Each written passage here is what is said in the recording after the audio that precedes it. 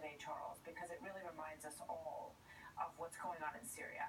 Let's take a look at this little boy whose name is Omran.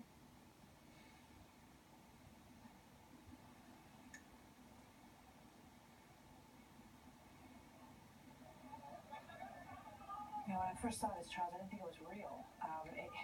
That orange background and that little child covered, and he wipes his face and sees blood on his hand and wipes it on the seat, as any child would do, and he's just obviously stunned.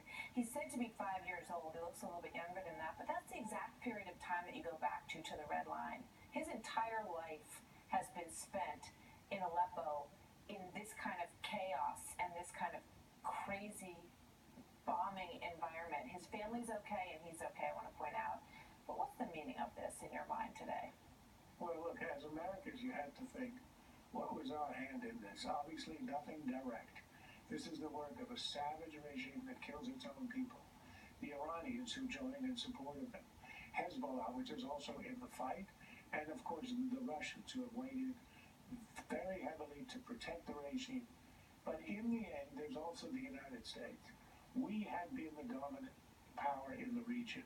And we said, in describing the horrible conditions, the atrocities, the crimes against humanity that we described, we deplored again and again in very real, very touching terms, and then we did nothing.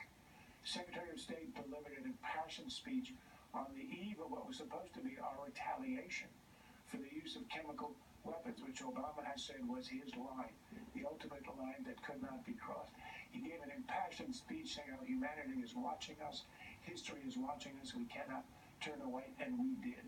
This will remain on our conscience in the same way that President Clinton has a sense that he has some of the killing in Rwanda, the carnage in Rwanda on his. Yeah.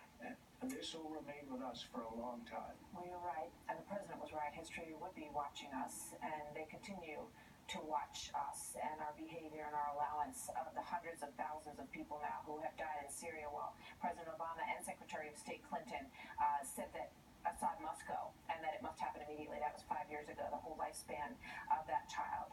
Charles, thank you very much. Good to have you with us tonight. Thank you. Thank you.